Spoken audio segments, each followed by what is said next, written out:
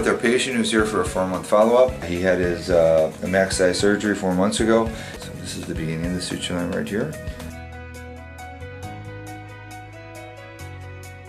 If you don't.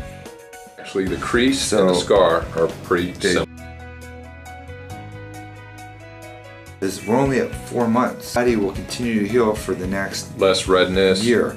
And as you can see, it just falls over naturally.